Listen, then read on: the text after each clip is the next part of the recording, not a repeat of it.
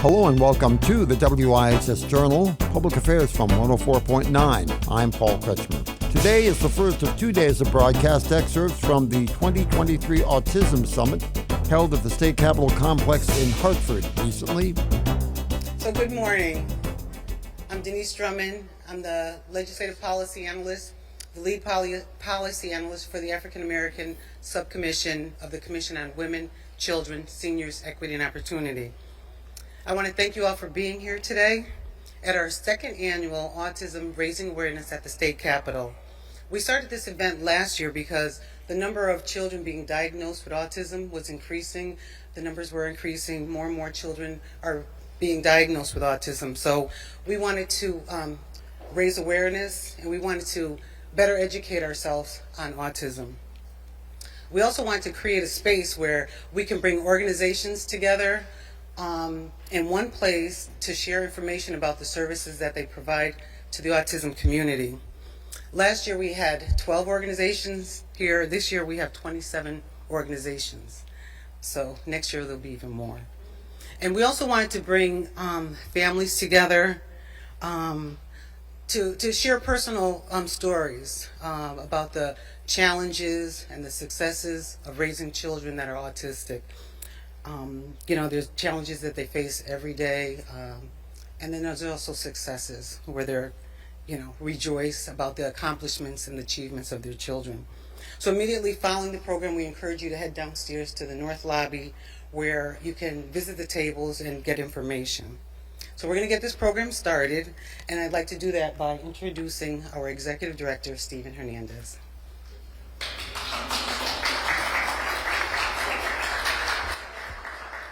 Good morning, everyone. Good morning. It's so nice to see everybody here. Even last year when we were outside, it still felt like it was a little awkward to be around each other. But every moment, every year, we get closer and closer to, again, reuniting in spirit and in purpose. So it's so great to see everybody here today. And a round of applause for just being together. Woo!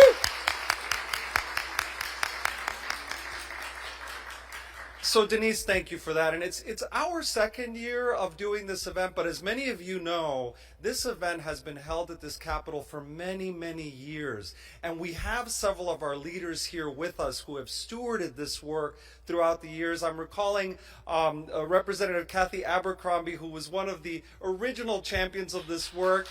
Let's give her a hand. Senator Huang's going to come up soon. We have several of our other leaders here who are also going to come up in a little bit.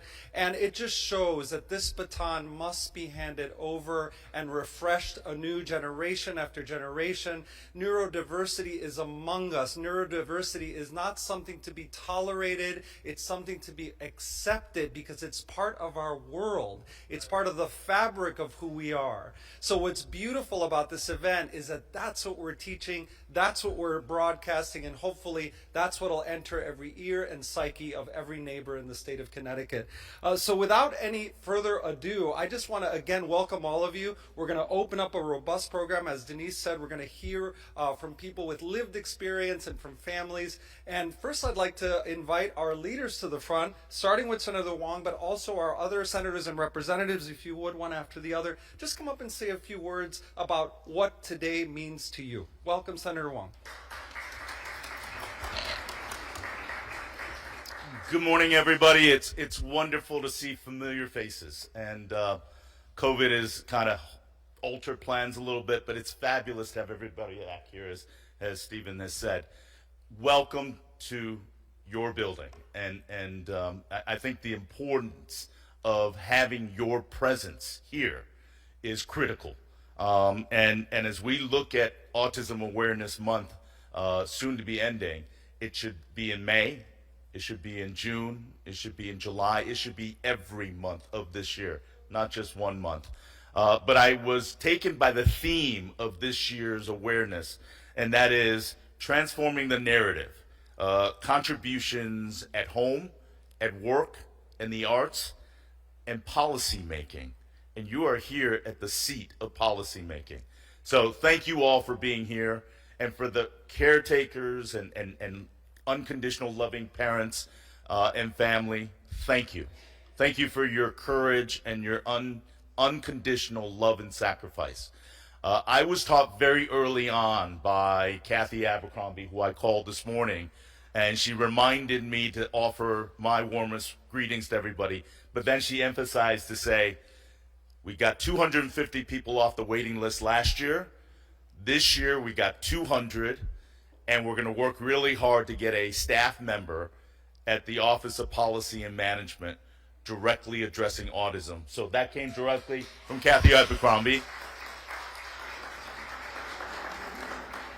But I think the most important thing I will leave you with, and why I'm such a passionate advocate of this issue, is people have asked me, why are you so passionate in supporting this? Do you have a child? Do you have a loved one impacted by the wide spectrum of autism? And I offer, no, I don't, but I'm a parent. And as a parent, your unconditional love for your child is what it is. Whether it's a professional athlete, a Rhodes Scholar, a rocket scientist, or an independent individual impacted by the wide spectrum of autism. All you want as a parent is to know that your child will be safe and live a fulfilled and joyous life. That's all you ever want. And when I say that to other parents who are not impacted by autism, they then understand. It isn't about autism as a neurological disorder, but it's about parenting. It's about the unconditional love and the peace of mind that you have as a parent to ensure that your child will be okay when you're not there to care for them. This is why this awareness and this support and this narrative continues to be so near and dear to me.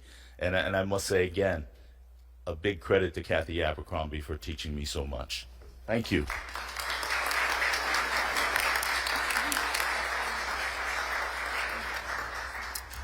Okay, thank you, and good morning.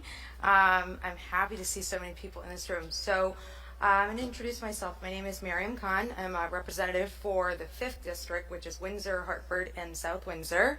I also work as a special education teacher, and I'm glad to have the opportunity to be here with you guys today. So one of the things that kind of led me almost in this space to be an elected official, because believe it or not, that's not something I ever aspired to doing. I only always wanted to be a teacher.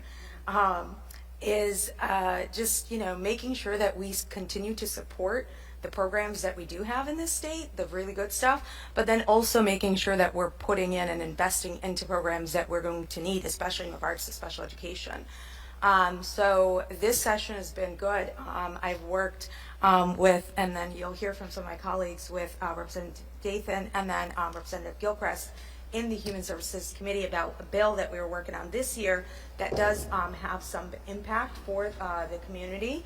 And just being able to work with people that are directly in line and working on these issues has been very powerful. I think often when it comes to making policy, we're asked to make policy on things that we don't necessarily know too much about.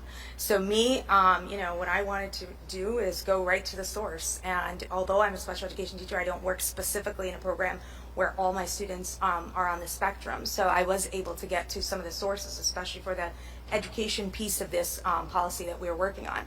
And I think that's why, that's one of the real ways that we really change real policy, is that we have people at the table that are directly impacted and directly involved, helping us make those determinations on what actually works. Because if we don't have that, then we're left to make a decision that we might not know too much about. And I don't want to make that decision if I don't know too much about it. This was the first of 2 broadcasts this week. We'll be back with the same topic tomorrow about the Autism Forum in Connecticut in 2023.